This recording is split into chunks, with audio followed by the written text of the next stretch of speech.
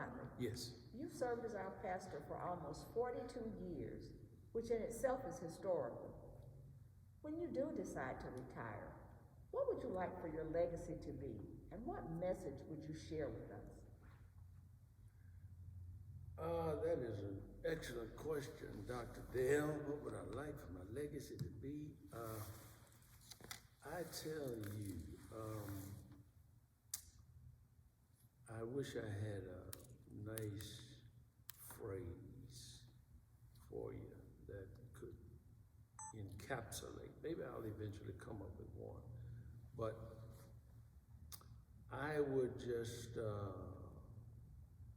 say what an incredible privilege it has been to serve the Lindsay Street people. They have been absolutely marvelous to me in ways that I can't even express. I will say your legacy in so many ways is written, is articulated by those whom you serve,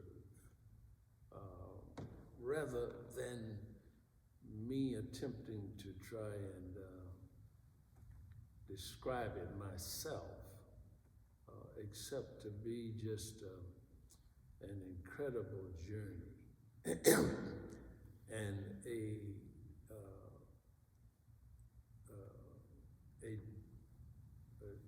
deeper and more and a clearer and a more meaningful revelation of the presence and the power of God as He moves through a congregation of people. I believe that every pastor can tell a story of the movement of God and the incredible way that God surprises us in the way He operates, that you just really are baffled. You had no idea that things would happen the way they happened. If you, and I would say this, if you trust Him, and if you, that incredible story of Jesus with the disciples when they were fishing and they were unsuccessful in their expedition that day, and when they arrived back at the seashore, Jesus asked them how they doing. They said, well, we haven't caught anything.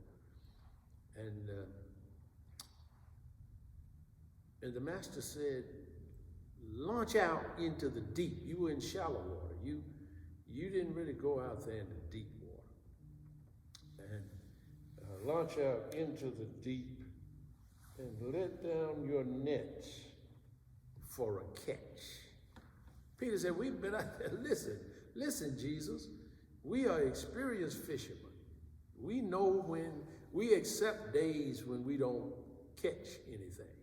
We know how to chalk that up. We know how to, hey, we are not crying about it. We're just telling you we didn't catch any fish today. We're going to have a better day tomorrow or the next day. Jesus said, no. Go back out there and let down your nets. Go out into the deep water, not the shallow water. I will say that when you go out into the deep water, into that unknown area, that scary area, that frightening area, where you can't stand up on your own 2 feet because it's too deep. It is when you know you are doing the right thing as leader of that congregation, as pastor of those people who have put their trust in you, who have developed a certain amount of belief in who you are And that takes time for people to learn who you are and whether or not they can trust you with their souls and with the representation of Jesus that you proclaim. When you do that, when you step out there into the area that you may get criticism for initially, if it's what the Lord has instructed as it relates to loving, which is the centerpiece, every preacher and pastor needs to know that. Not only is loving the congregation the secret to pastoring, it's what pastoring is all about. Doesn't mean that you better show some firmness at times. You better show that you willing to stand on what you believe. You better show that you better show even that you got a threshold. You better show that you are not some pushover, but you indeed a leader. But at the same time that you're showing that side, you better show them the tenderness. You better show them your heart. They better see the love. And that love has to extend beyond the four walls of that congregation, and they will encourage you. They will push you on. They will pray for you, even as your ministry is extended across the community, across the city, across the state, nation, and the world. If they believe in who you are as God's representative and as their pastor.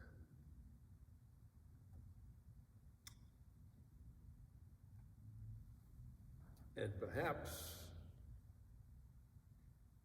and maybe one of the most, let me just say one of the most beautiful confirmations, if you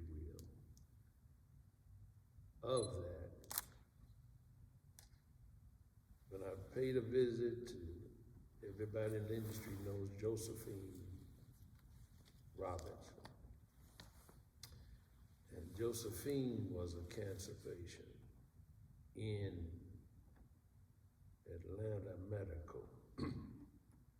Went to visit Josephine, and Josephine, once again, the doctors had given up Josephine for cancer, and I said, Josephine, you're gonna be all right. Right before I got ready to pray for. And I'll never forget, Josephine just looked up at me and said, I know I'm gonna be all right because you're my pastor. And that didn't mean that she thought that she was gonna be healed of the cancer. She just simply was affirming the fact, to me, is how I experienced it, that I trust you, I believe in you, I honor you, I love you and I accept you as being my pastor, and whatever else it meant to Josephine. It was a marvelous expression, and I talked about it at a homegoing. And I said all that to say that things will happen if you are loyal in your commitment to God and with integrity in your relationship with Him as it relates to the people. God will bless you and He will affirm you. And the case in point was with this church and our ability that God blessed us to pay the balance of this church off. Had it not been for Katherine Johnston, I'll back up to that, and the ripple effect of all that took place with the meeting of John Gordon and the ministry we enjoyed with his connections that became our connections, and the partnership, the prophetic partnership of that gentleman, Pastor W.L. Cottrell. But with John Gordon, it was his connections with the people of Peace Prep and their desire to lease the church for a Christian academy. And so, no Katherine Johnston, no speaking out, no joint individual, no John Gordon. There's connectivity from that involvement, and I dare say, and I say this delicately, but I mean, there were not many who joined that effort. I don't know why, to this day, that there was not a collection of clergy to surround that event. In fact, it was just the opposite. Unfortunately, there was a fleeing from it that I did not understand. I thought it would be, I said, I can walk down to her house. Technically, on the other side of Joseph Lowry Boulevard, Old Ashby, is not English Avenue, technically. So one clergy said to me, he'll go unnamed, "That's not English Avenue over there, Reverend." I said, "What's that got to do with it? What are you talking about?" It was a murder down the street from this church that where I can walk down there. And you mean to tell me I'm gonna live with the fact that this church is sitting here a stone's throw from that spot, and the event is known all over the world, and we're not gonna be a part of responding to it? I didn't want that stigma attached neither to me nor the church. I owned her. I claimed her. Had another, a lady I highly respected, said some of the most damnable things about the situation. Jealousy, I think, of the notoriety. Even, have you ever heard of anybody being upset with the person who's gone now? A neighbor was upset, said Miss Katherine Johnson was getting accolades that she didn't deserve. She didn't go to anybody's church. That person will go unnamed, to be sure. Because I think as they're in heaven now, they have repented 1,000 times for uttering those words. And I quickly, in fact, I was going to take John by that person's home. I had her in high esteem, so he could meet her as well. I thought I would get great feedback, great response, being a neighbor and all, to Katherine Johnson. And I said, I work with this lady in other areas of ministry. And, but she's not. This woman didn't even go to church.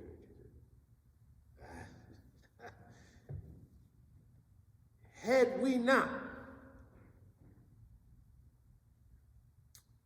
and I say this to any pastor, I say it to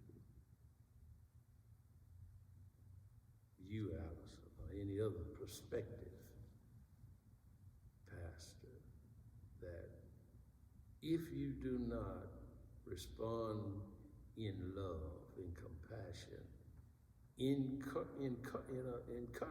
with courage, not to the prevailing political temperature. If you pay no attention to that, but pay all the attention to your heart and to the Spirit of God, that's launching out into the deep. Because if it were not for that, I keep pointing back to that, nothing that happened, there would have been no connection with Peace Prep for lease. Monies we received just for leasing the church were helpful going into our ministry, church ministry. But then what did that lead to? That led to an offer of which enabled this church to arrest the debt of close to $1 million, to arrest that debt, own a structure that market value was half of that. And I'm not naming any figure. I'm just simply saying that the market value was less half of what we owe on this structure.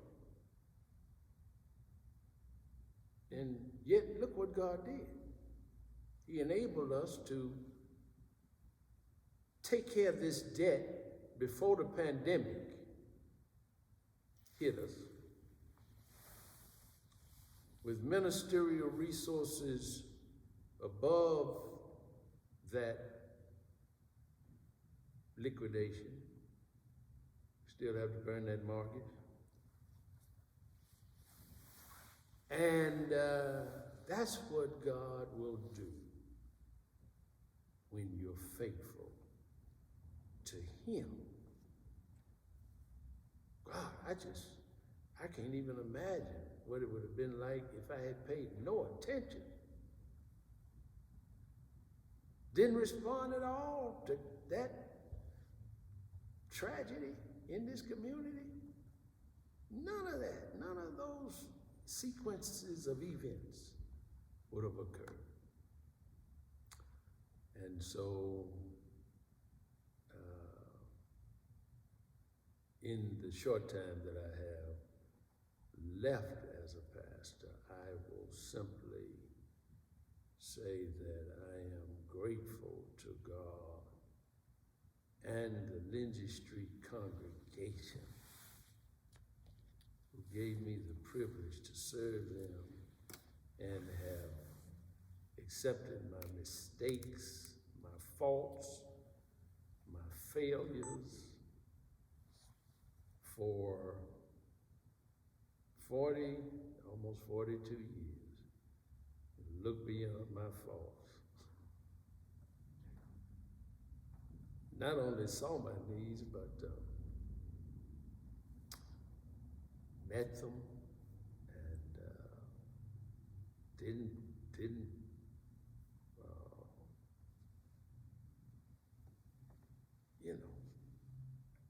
the kind of, I had a little turbulence. We had a little turbulence when I first arrived in Lindsay Street, but that was it. I mean, it was just a few years of just kind of getting to know each other. I was young, and they kind of had to put me into place a little bit.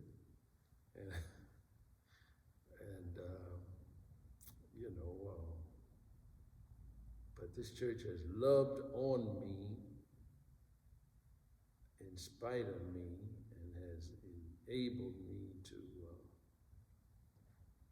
walk with the other clergy and other leaders of this city with dignity, knowing that their support was there, with the stances that I would take in my work with not only Pastor W.L. Cottrell, one of my mentors, but with Dr. Joseph Eccles Lowry, who was sleeping on the other side now, who took me in as a mentee. And I had the privilege of great ministry with him in this city, and the leadership of the New Era Convention, and president of the Atlanta Baptist Ministers Union, and so many other capacities, and many involvements. I'm still in the progressive convention work, all the rest of it. And so whatever those things, whatever epithet, Dr. Dale, or legacy can come forth from those, from that life experience, that pastoral lifetime experience. And your marvelous father and mother, Deacon Cornell and Sister Mary Eppinger, blessed me, their very presence, and they're just examples of others throughout this congregation who have just blessed my life. And were it not for them, if I couldn't first got in driving my little car, and I could get in Deacon Eppinger's big Cadillac every night and drive it. And Mother Eppinger, Sister Mary Eppinger, she just used to like my cufflinks. She liked cufflinks, you know that. Just little things like that. She would smile at me from the pulpit when I would look at her from the pulpit in an affirming way that let you know that she was praying for me. Your father, in so many ways, helped me. So it's been a wonderful journey, and I can say that about so many. You all got a small amount of time, so God bless. Thank you, Reverend Motley, so much for sharing your reflections and those memories, along with those words of wisdom. And they will become one of our most treasured artifacts. We can be proud to share them now, as well as with those generations to come. Thank you. Thank you.